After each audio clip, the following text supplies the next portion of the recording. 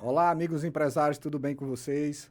Hoje aqui eu recebo aqui esse ilustre amigo, deputado General Girão. Tudo bem, deputado? Como é que está o senhor? Tudo bem, Cleiton. Estamos bem, graças a Deus aí, sobrevivendo acima de tudo, né, com as graças divinas e visitando o Seridó aqui. É sempre um prazer muito grande para nós podermos estar aqui no Seridó, revendo os amigos, conhecendo novos amigos e, acima de tudo, inspecionando o que é que está sendo feito com as emendas que a gente tem colocado aqui e ouvindo as demandas também para novos atendimentos.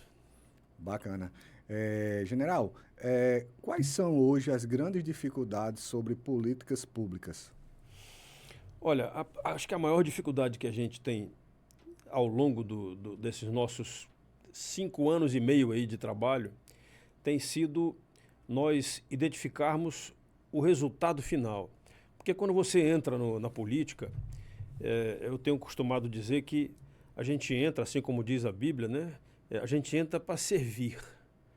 Né? Jesus, quando veio ao mundo, veio para servir e não ser servido. A política tem a mesma finalidade, você vem para servir, isto é, nós identificamos as demandas que existem nas cidades, nos estados e até mesmo no país, né? Porque a gente está vivendo agora aí uma demanda terrível que foi essa enchente lá no Rio Grande do Sul. Então, parte das nossas emendas aí também, nós direcionamos um pequeno valor, mas direcionamos para somar junto com outros deputados e senadores e mandarmos para o Rio Grande do Sul. Mas então, voltando ao tema aqui do Rio Grande do Norte, a gente tem um trabalho voltado para atender as demandas da sociedade. E essas demandas não são somente em termos de recursos, de dinheiro, não.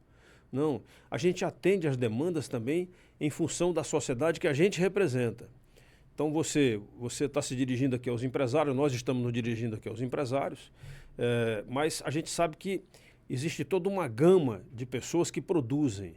Né? Às vezes é um artesão dentro de casa, às vezes é um ambulante na rua, às vezes é um feirante, às vezes é um dono de uma grande empresa, o dono de um colégio particular, o diretor de uma escola pública.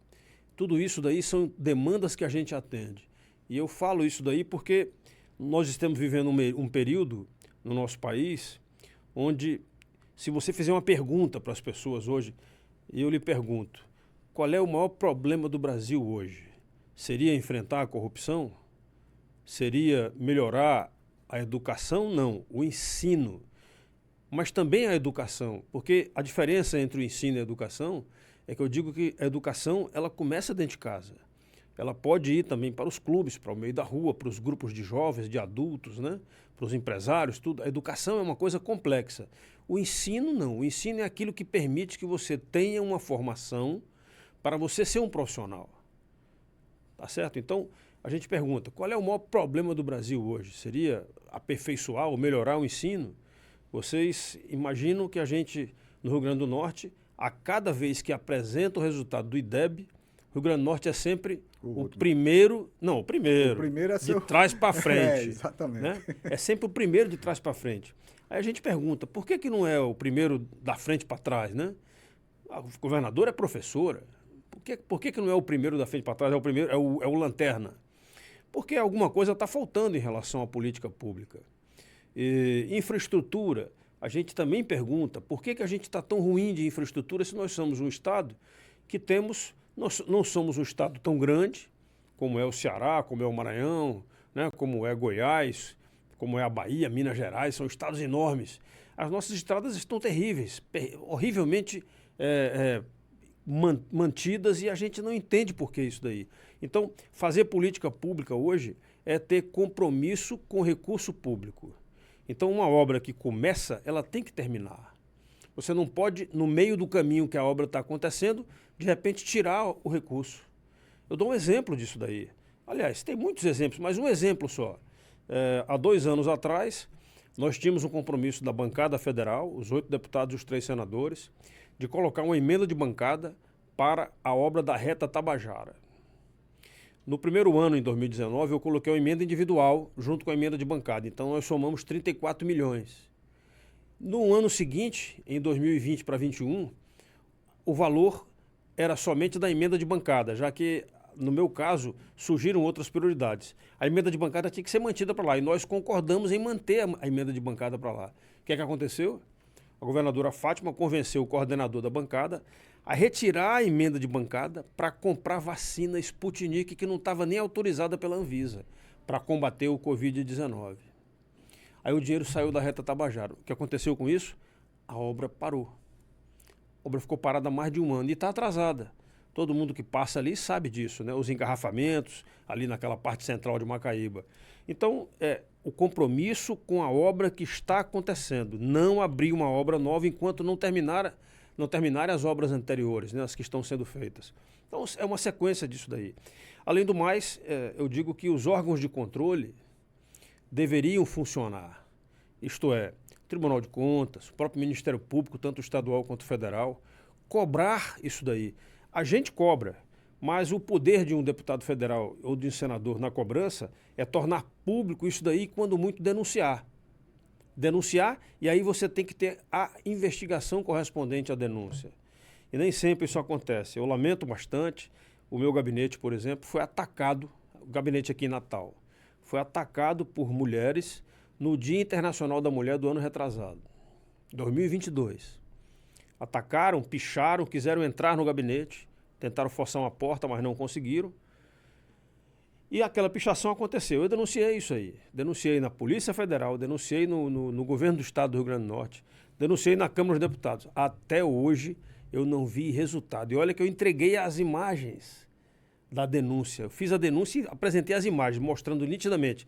3 mulheres desembarcaram de um carro e um homem que estava dirigindo saiu do carro e ficou olhando para elas enquanto elas estavam fazendo a pichação. Então, essa é a grande, talvez seja o grande quê da questão em relação à política pública. Nós precisamos saber identificar as demandas e procurar atendê-las. Eu queria dizer para vocês que os prefeitos, por exemplo, em função de uma má distribuição dos recursos federais, as prefeituras não têm a capacidade de fazer investimentos que talvez devessem ter. Talvez a gente precisasse redirecionar ou redesenhar isso daí, né? Todo mundo sabe, por exemplo, que o estado do Rio Grande do Norte, a saúde é organizada em termos de hospitais regionais, certo? Aí você tem aqui, Caicó tem um hospital regional, Currais Novos tem um hospital regional. Agora, entre Caicó e Natal, só tem tomógrafo em Caicó e em Natal. Não tem tomógrafo no meio do caminho. Santa Cruz, Currais Novos, não tem. Então, uma pessoa que eu conheço lá de Currais Novos, um empresário, inclusive, teve uma queda acidental dentro do banheiro da casa dele e bateu com a cabeça. E para saber o que tinha acontecido, ele teve que ir para Natal fazer o exame de tomografia. Então, isso daí demonstra que nós precisamos rever, sim, o formato de fazer a política pública acontecer, para que as pessoas possam ser atendidas na sua amplitude. Caicó, há 2 anos atrás, nós recebemos uma denúncia de um vídeo feito por familiares de alunos de uma comunidade aqui, assim. Os alunos reclamando porque a estrada é muito ruim, o carro que eles se deslocam para ir para a escola é horrível, o carro tinha quebrado no meio daquela estrada de terra. Aí a gente identificou essa demanda por meio do vereador e atendemos a demanda com o recurso sendo colocado para a prefeitura comprar um veículo para poder fazer aquela substituição do veículo, né? Então, política pública é feita desse jeito, a gente identifica a demanda e atende. A estrada do Sabugi é outra. O prefeito aí, doutor Tadeu, nos procurou lá no gabinete, logo que foi eleito, antes mesmo de ser diplomado e de ser empossado, nos procurou dizendo que precisaria de um recurso para poder fazer uma melhoria na estrada do Sabugi. E eu coloquei 2 recursos. Eu coloquei um primeiro de 1 milhão e depois coloquei outro de 1 milhão, para que aquele asfaltamento pudesse ser feito, aquela pavimentação, né? Afinal de contas, ali moram pessoas. Eu fui ao local, eu vi o que eles tinham ali de estrada, que era uma tristeza aquele troço, e coloquei recursos lá. Então, eu tenho direcionado emendas para todo o estado do Rio Grande do Norte, com muito orgulho, e sou reconhecido, sim, porque eu fui votado 2 vezes em todos os municípios do estado. Então, eu coloquei emenda para todos os 167 municípios do estado. Isso é um compromisso meu, não é favor, não. eu até acredito que isso daí é obrigação, né? Como é obrigação a gente defender as pautas que a sociedade potiguar considera como sendo pautas importantes, né? Pautas em defesa da família, pautas de respeito e amor a Deus. A gente precisa ter uma formação espiritual religiosa, qualquer que seja ela. Você precisa, eu não tenho discriminação com nenhuma formação espiritual religiosa, mas eu acredito que o ser humano precisa sim. O cara que tem uma formação espiritual religiosa, ele não vai assaltar uma velhinha ou um velhinho, ele não vai fazer mal a uma criança, ele não vai pegar o carro e sair por aí dirigindo feito doido para poder matar alguém, entendeu? Então a gente precisa ter a formação espiritual religiosa para poder ter uma melhor conduta dentro da sociedade. Girão, gostaria que você, assim, falasse um pouco quem é Girão, de onde ele veio, de onde é que ele é natural. Vi que seu sotaque, né? Queria que você falasse um pouco aí quem é. Pai, olha, filho, eu sou casado, como é que é? Eu sou filho de Fortaleza, no Ceará. Meus pais eram... o papai era de Morada Nova, a mamãe era de Fortaleza. A minha avó materna era de Cascavel, ali pertinho de Fortaleza. Meu avô materno era de Pau dos Ferros. Foi soldado da borracha, então foi lá para o Acre, no final do século passado, no começo do século passado, final do século anterior, e saiu e voltou para o Fortaleza, e resolveu ficar em Fortaleza depois que ele voltou, e lá conheceu a minha avó e casaram. Aí mamãe nasceu, papai é filho de Morada Nova, como eu falei, a mãe dele, a minha avó, que eu não conheci porque ela faleceu quando o papai tinha 5 anos, era filha de portugueses. E o meu avô paterno, eu acredito que ele tinha um misto, ele era do Ceará com a Paraíba, ali naquela divisa, ele tinha um misto também aí dos holandeses que fugiram da coisa. Então, o brasileiro é uma mistura de tudo, né? O nordestino mais ainda, porque a gente teve holandês aqui, tivemos o português, tivemos o africano, tivemos o nativo também aqui, assim. Então, é uma mistura muito grande. É a miscigenação. Eu digo que a miscigenação é a riqueza da nossa sociedade brasileira, né? Você veja que a gente não tem nenhum exame de sangue que possa definir qual o percentual que você carrega de DNA africano, europeu ou até mesmo brasileiro. Então, eu sou essa mistura, eu sou filho mais velho de 3 que a minha mãe teve, somos uma escadinha, né? Eu sou de 55, eu tenho uma irmã de 56 e uma outra de 57. Ambas são casadas, a mais nova mora em Recife, é médica, e a do meio mora em Fortaleza e Lisboa. Ela casou em segundo matrimônio com um português e estão vivendo lá nesse bate-bola entre Lisboa e quando está frio lá ela vem para cá, quando está quente demais aqui ela vai para lá, enfim, fica naquela alternância. Eu tenho 3 filhos, antes de casar eu tive um filho, que nasceu um filho de um relacionamento que eu tive, Rodrigo, ele tem 3 filhas, então eu tenho 3 netas com ele. E quando eu casei, minha esposa me deu 2 filhos, um casal, o menino é o mais novo, a menina é a mais velha, e o mais novo já me deu 3 filhos também. Então tem uma menina e 2 meninos. Então eu sou avô de 6 netos, né? 4 mulheres e 2 homens. Sou militar da reserva, trabalhei como aspirante aqui em Natal, depois casei ao final do 3º ano de aspirante aqui, fizemos a vida no Brasil e no mundo. Eu tive a oportunidade de morar também em Varsóvia, na Polônia, fui adido militar lá. Morei no Brasil, especialmente no Nordeste, no Sudeste, no centro do Brasil. Não morei no Sul e morei na Amazônia também. Eu dediquei 11 anos da minha vida militar à região amazônica, com mais um tempo também como secretário de segurança lá. Também tem um tempo dedicado muito forte ao Rio de Janeiro, onde funcionam as escolas militares, e eu fui aluno e instrutor. Enfim, é uma vida profissional. Foram 36 anos no Exército e já são 6 anos praticamente na política, com compromisso sempre de tentar fazer uma política de forma diferente, né? A política brasileira até então se fazia muito em troca de favores, né? Toma lá da cá, aquela coisa toda. A gente entrou na política para sermos uma pessoa diferente, fazermos uma política conversando, procurando unir, mas acima de tudo não aceitando nenhuma conversa paralela, combatendo a corrupção. Eu fiz uma postagem ontem que ela me enriqueceu muito, sabe?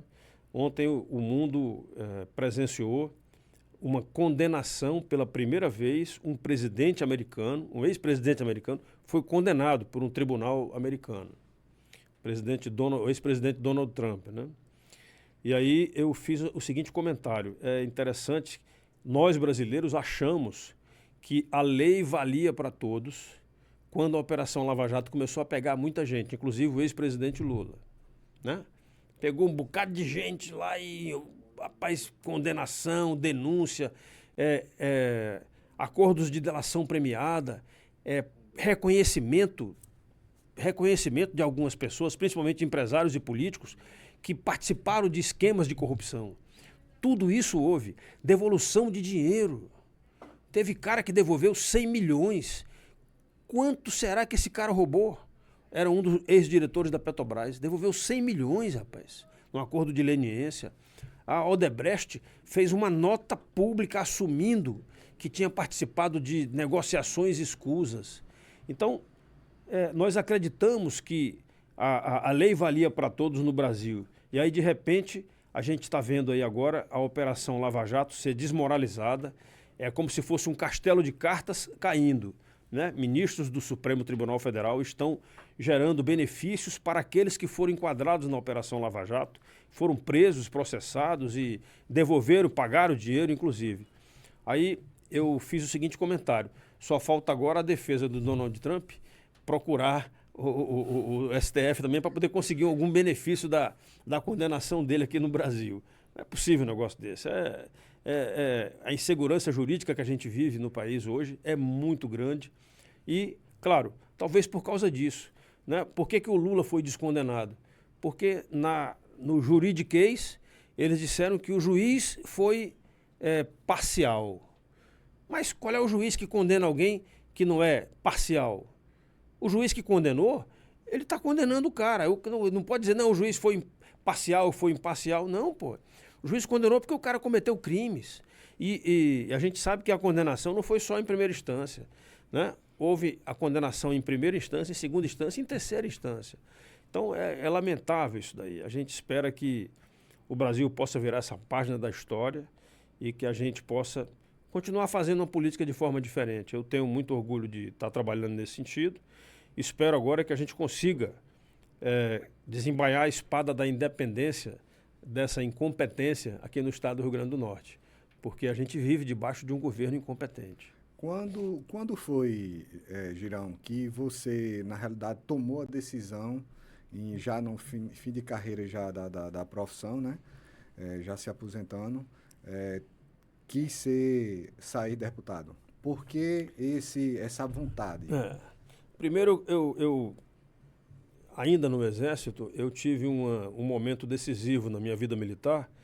Eu era comandante de uma brigada lá em Roraima e recebi uma ordem do então presidente da República, à época, que a tropa sob o meu comando deveria ser empregada para a retirada de pessoas de dentro de uma terra indígena chamada Raposa Serra do Sol.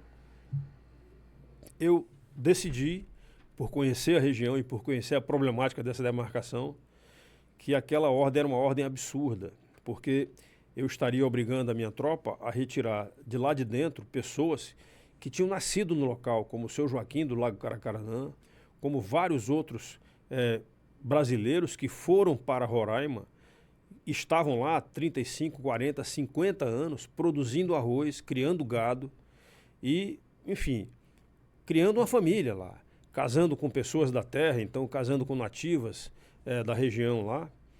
E, de repente, esse pessoal foi classificado como sendo invasor, intrusos, dentro do território brasileiro. Um absurdo isso.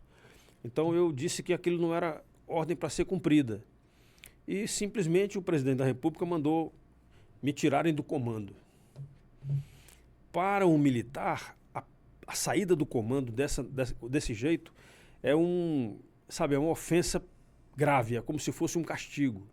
Eu não aceitei e disse que iria passar para a reserva. Então, a minha primeira vontade de entrar para a política foi naquela hora. Porque eu vi que uma ordem política dada por um cara que não tinha méritos para ser presidente da República estava ofendendo o meu pundonor militar, né? Bem, de lá eu saí decidido a entrar para a política, mas demorei a entrar porque onde eu estava trabalhando, onde eu estava morando, não me agradava muito o formato de fazer política lá. Isso foi lá em Roraima. Então eu passei de 2009 até 2014, mais ou menos, avaliando bem isso daí. Quando foi em 2017 eu decidi que deveria entrar para a política. Então, em 2017 nós começamos a mostrar ao povo brasileiro quem era Jair Messias Bolsonaro, colega nosso de farda, que estaria concorrendo a presidente da República em 2018. Em 2018 fizemos a campanha e fomos eleitos deputado federal. Então, acreditamos que de lá para cá a gente tem procurado fazer um trabalho sério, um trabalho honesto, voltado para o bem comum. Servir e não ser servido. Bacana. Se a gente fosse falar sobre essa turbulência que a gente está passando aí, sobre essas reformas tributárias, essa reforma econômica, política, o que é que você poderia falar sobre esses temas? Olha, em 2019, quando eu assumi o primeiro mandato, eu deixei claro o seguinte: o Brasil é um país que precisava e precisa ainda de muitas reformas. A reforma trabalhista tinha sido feita um ano antes, permitindo, por exemplo, que os estados e municípios parassem com essa história de fazer concurso público para tudo. Porque isso foi inchando a máquina estatal. Concurso público para tudo não é uma solução. Nós precisamos ter profissionais contratados com a garantia de emprego, por exemplo, a contratação por um ano. E se a pessoa, ao final daquele ano, render bem, renova por mais um ano. O compromisso de ter o emprego garantido por um ano e não por um mês ou por 2 meses. Então, eu defendi muito isso daí e continuo defendendo, de que somente poucas carreiras de Estado devem ter direito a fazer um concurso público para serem preenchidos, principalmente aquelas que implicam em risco de vida. Né? Então, eu quero, com isso, caracterizar que nós precisamos muito repensar muita coisa no Brasil. Eu lembro da década de 40, 50, não que eu estivesse vivo já, porque eu nasci em 55, mas é porque eu estudei na década de 60, eu comecei a estudar isso aí. Desde a década de 40 do século passado, que se fala em reforma agrária.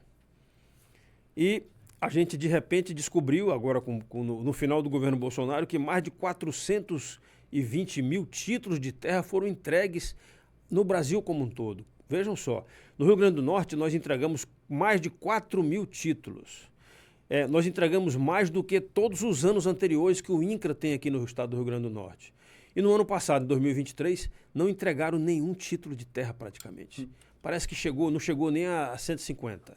Nem 150 foram entregues. E este ano não tem previsão de entregar títulos de terra.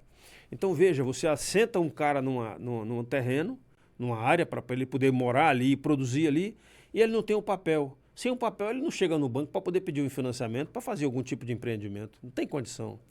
Então, o Brasil precisa de uma reforma agrária, o Brasil precisa de uma reforma tributária. Fizemos uma reforma previdenciária e já estão dizendo de novo agora que precisa de uma outra reforma previdenciária. Eu até acho que precise, porque isso é muito dinâmico. E de um jeito ou de outro, numa dessas reformas, vai ser enxergado que os estados e municípios precisam parar de crescer o número de servidores que vão gerar, ao final, despesas para a Previdência. As fundações ou os fundos de Previdência dos municípios e dos estados não conseguem pagar as pessoas.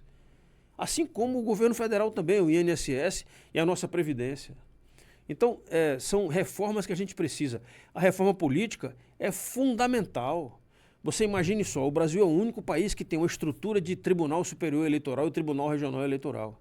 Uma estrutura dedicada para eleições, que acontece a cada 2 anos, mas na verdade deveria acontecer a cada 4 ou 5 anos. Então nós precisamos de uma reforma política que possa unificar as eleições. Nós precisamos parar com essa história de reeleição, principalmente por cargo executivo. Por que eu digo isso?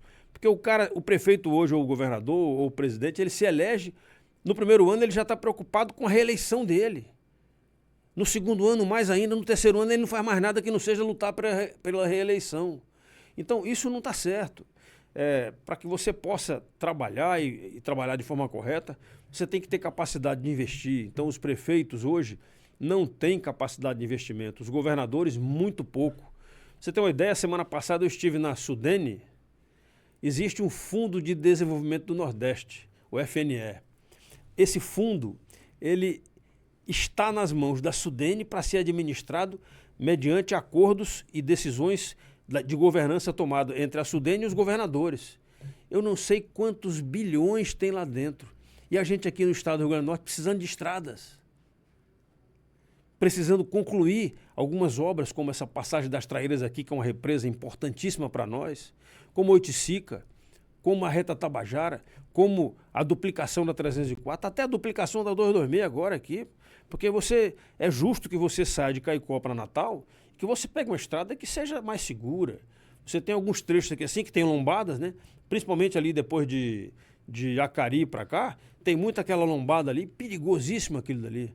Então a engenharia moderna hoje já não faz mais estrada daquele jeito, ela faz estrada plana, a gente chama de cota zero, né? Que não tenha subidas e descidas, que tenha a planura aqui assim. Então são muitas demandas, recursos existem, mas não são utilizados para isso. Então nós precisamos de um grande banho ou inovação de gestão para que nós possamos ter melhorias. Em relação ao ensino, já que você tinha perguntado anteriormente, nós chegamos a uma conclusão aqui, pelo menos na minha opinião, de que o Brasil precisa reformular a estrutura de ensino do país. Nós temos um método de ensino chamado de método de Paulo Freire, né, que está levando os nossos jovens, o futuro do Brasil, a desaprenderem. Os nossos jovens deixaram de ter a obrigatoriedade de estudarem para passar de ano. Todo mundo passa de ano agora, ninguém mais é reprovado. E o Estado brasileiro se preocupou em oferecer o ensino público gratuito, superior, e se esqueceu do ensino básico, do fundamental, do intermediário. Então nós temos muitos profissionais de ensino superior formados com dinheiro público sem pagar e temos pouca qualidade do ensino básico e do fundamental. Você sabe muito bem que na Europa, nos Estados Unidos, nos outros continentes, o jovem que estuda, ele tem o ensino básico gratuito e o college, né, o ensino superior é pago, é remunerado. Se não é remunerado, como o nosso aqui, então que se criassem obrigações para esses jovens que se formam. Exemplo, o engenheiro que recém-formado, se ele estudou numa universidade pública, que ele exerça algum tipo de atividade nos municípios, porque está faltando engenheiro nos municípios, está faltando advogado nos municípios. Então não precisa você ter concurso para engenheiro, para advogado, até para médico também, principalmente, para enfermeiro. Então todas as classes, todas as categorias que tivessem o ensino superior gratuito, tivessem a obrigatoriedade de prestar um serviço público durante 2, 3, 4 anos. É uma coisa simples de fazer. E é nessa fase que o cara começa a deslanchar, né? Então, se ele começa a aprender, ele exercesse esse aprendizado oferecendo serviços para os órgãos públicos. Então, são demandas que a gente precisa. Então, o Brasil precisa de muitas reformas. Eu acredito que a gente deve começar no ano que vem com a reforma política, para que a gente possa acabar com a reeleição de presidente, porque não existia reeleição de presidente até a década de 90, né? 98, Fernando Henrique Cardoso fez a reeleição, aprovou a reeleição. De lá para cá, a gente teve aí, com certeza absoluta, só quebra-cabeça e, claro, todo mundo se arrependendo do segundo ano de mandato, governadores, presidentes e prefeitos. A gente precisa mudar isso aí. Para encerrarmos, Girão, o que é que você poderia falar sobre como é que está o cenário do desenvolvimento econômico? Olha, eu tenho uma preocupação muito grande com todas as áreas. Essa parte da economia é uma delas. Você tem uma ideia, Cleito? O Brasil está com uma dívida interna de mais de 1 trilhão. A dívida explodiu no ano passado para esse ano. Isso daí é muito ruim porque no futuro breve ele vai onerar os custos internos e com isso vai voltar ao famoso dragão da inflação. A outra coisa que nós temos é o seguinte, uma fuga de capital estrangeiro, as empresas estatais brasileiras e a economia brasileira sofrendo essa fuga desse capital estrangeiro e sofrendo perdas na Bolsa. A Petrobras, nesse último mês agora de maio, perdeu mais de 30% do seu valor na Bolsa de Valores por conta de uma instabilidade dentro da estrutura da presidência da Petrobras. O Brasil, o país não pode ser estatizante. O Brasil e o país precisa privatizar. Então nós precisamos que o Estado cada vez mais saia de algumas atividades que não são suas. Se você observar, por exemplo, o Estado é obrigatório a prestação da saúde básica para a população. O que é que acontece com a saúde? Ela foi privatizada já há muito tempo. O Estado é obrigado a prestar o ensino de qualidade para o nível básico intermediário. Há muito tempo que só os colégios públicos, os colégios privados é que têm sucesso na formação dos seus alunos. A segurança nem se fala. A quantidade de empresas de segurança privada cresceu muito. Por quê? Porque a segurança pública não consegue dar vazão à segurança privada. As casas hoje, os prédios hoje, têm sempre uma empresa de segurança contratada para ajudar ali. Então, isso é uma falência do Estado. Então, o Estado que quer fazer muito em outras áreas que não são dele, acaba falhando no básico, no fundamental. Isso daí, para mim, é um grande risco que o país corre. Some-se a isso essa divisão política, né? O presidente Lula III assumiu e não está praticando aquilo que ele falou no discurso dele, dizendo que ia fazer um discurso para governar para a união do Brasil.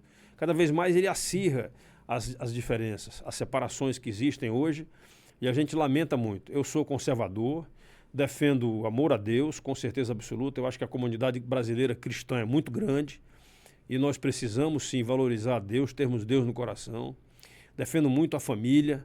A gente precisa valorizar, sim, a história das famílias, a nossa história, valorizar a criação, o ensino e a educação para os nossos filhos e netos e tudo mais.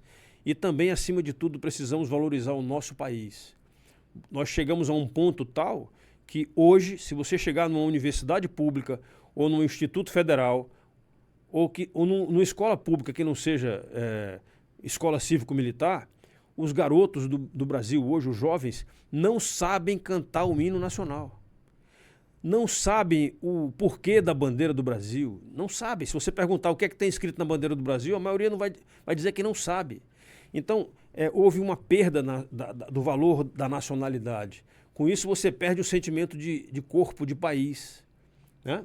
A gente tinha muito a vibração no Brasil com a seleção brasileira de futebol, com Ayrton Senna, quando ele corria, estava vivo, né? Hoje em dia, não tem nenhum atleta assim, de renome, praticamente, que nos puxe a valorização o senso de pertencimento de um país, né? E isso é uma coisa muito ruim para nós. Eu estou dizendo isso aí porque eu morei na fronteira com a Venezuela, e a Venezuela, com todas as demandas terríveis que eles têm lá, o garoto venezuelano sabe cantar o hino nacional e valoriza as datas nacionais colocando a bandeira na frente da casa dele. Entendeu? Então, a gente precisa voltar a pensar em relação a esses princípios de cidadania e esses princípios e valores cristãos que formam, sim, uma base de uma sociedade que seja mais fortalecida. Bacana. Esse é o grande desafio nosso. Bacana. Girão, aí finalmente, palavras finais, fica à vontade aí para falar o que seu coração deseja e deixar uma mensagem aí para as pessoas que estão nos assistindo. Tá certo. Olha, eu queria dizer para vocês da minha satisfação de estar sempre aqui no Seridó, especialmente Caicó, e que contem com o nosso mandato. A gente tem representante aqui, que é o Edmilson.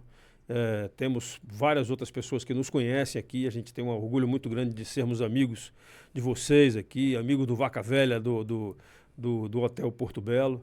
Enfim, são muitos os amigos aqui assim, eu não preciso não nominá-los, porque senão eu vou começar a me perder. Mas eu quero dizer para vocês que a gente tem um mandato, sim, à disposição aqui de Caicó. A gente colocou para Caicó quase 8 milhões aqui de emendas. Isso nos orgulha muito. Coloquei emendas também para Acari, para Parelhas, para Jardim do Seridó, para Equador, para muitos locais aqui próximos, para Timbaúba dos Batistas, a valorização das nossas bordadeiras de Timbaúba. Essa semana passada eu fiz um pronunciamento lá na Câmara valorizando o agasalho das atletas e dos atletas que vão disputar as Olimpíadas em Paris agora, em 24. O agasalho tem um bordado das meninas aqui de Timbaúba dos Batistas. Vai ter a arara, a onça e um outro animal que eu não estou lembrado agora. Acho que não sei se é o tucano. São 3 animais que estarão sendo bordados nos agasalhos dos nossos atletas olímpicos, tá certo? Então eu quero dizer para vocês que eu tenho muito orgulho e eu deixo uma mensagem final para vocês. A mensagem final é um desafio. Eu recebi uma pergunta esses dias perguntando para mim o seguinte: se você pudesse deixar uma mala hoje como lembrança da sua vida, da sua passagem aqui pela Terra, o que você deixaria nessa mala e para quem você deixaria? E eu, depois de pensar, eu tive o seguinte insight, né? Eu deixaria na mala os meus exemplos de vida, exemplos positivos para serem copiados e os exemplos negativos para que eles não sejam copiados, que eles sirvam como exemplo para que as pessoas não errem como eu errei. E para quem eu deixaria isso daí? Com certeza absoluta eu deixaria para minha esposa, para a Graça, porque eu já vivo com ela há 45 anos e é uma vida dedicada à família, ao amor, ao carinho, à atenção. E eu acredito que isso daí é tudo que o ser humano precisa. Tá bom?